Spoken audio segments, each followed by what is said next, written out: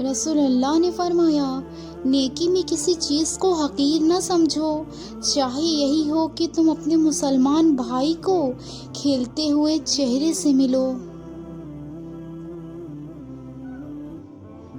رسول اللہ صلی اللہ تعالی علیہ وسلم نے ارشاد فرمایا، میں نے اپنے بعد کوئی آزمائش نہیں چھوڑی جو مردوں کے لیے عورتوں کے لیے آزمائش سے بڑھ کر نقصان پہنچانے والی ہے۔ رسول اللہ نے فرمایا، جو شخص مجھے زبان اور شرمگاہ کی حفاظت کی ضمانت دے دے تو میں اسے جنت کی ضمانت دے دیتا ہوں۔ رسول اللہ نے فرمایا، مظلوم کو بد دعا سے ڈرتے رہنا کہ اس دعا کے اور اللہ تعالیٰ کے درمیان کوئی پردہ نہیں ہوتا۔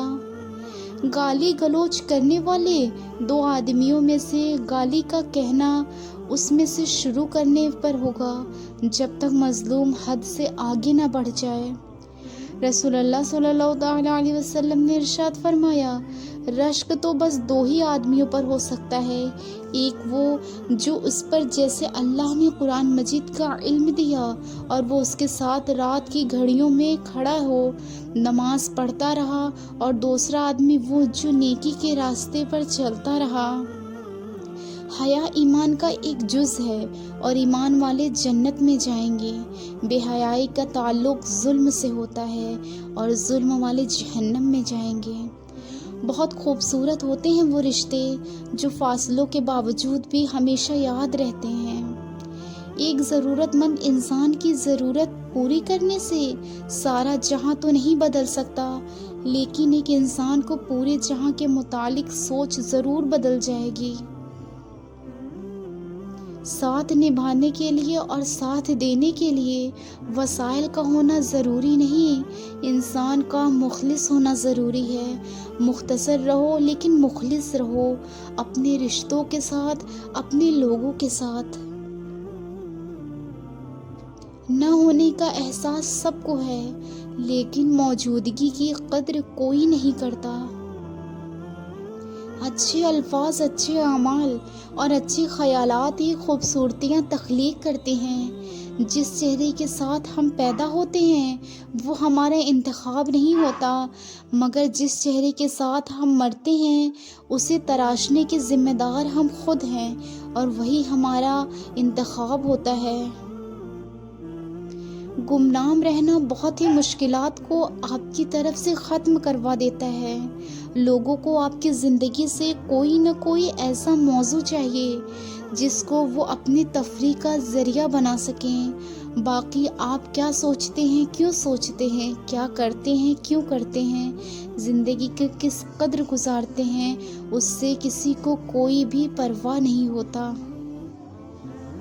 اور جب تم رو رو کر دعائیں کر رہے ہو رب سے، کیا ان کے ملنے کے بعد رب کو بھول تو نہیں جاؤ گے؟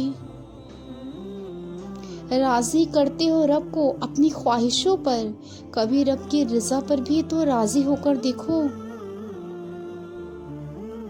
تم یہ کیوں نہیں سمجھتے ہو کہ اللہ کے سوا کوئی اور تمہاری نیکیاں کو تبدیل نہیں کر سکتا؟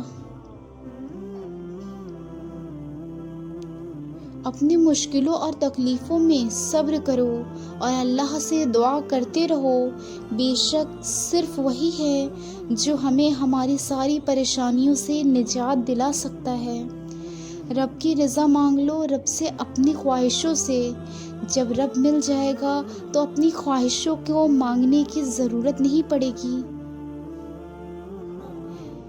یا اللہ اپنی پسند کو میری پسند بنا دے، اور جس راہ پر تو راضی ہو مجھے اس راہ پہ چلنے کی ہر ایک توفیق عطا فرما۔ کیا ہو گیا ہے اس امت کو، کیوں چھوڑ رہی ہے نبی کی سنت کو؟ کیا پانے کی خواہش نہیں بچی رہی کسی کو اب جنت کو؟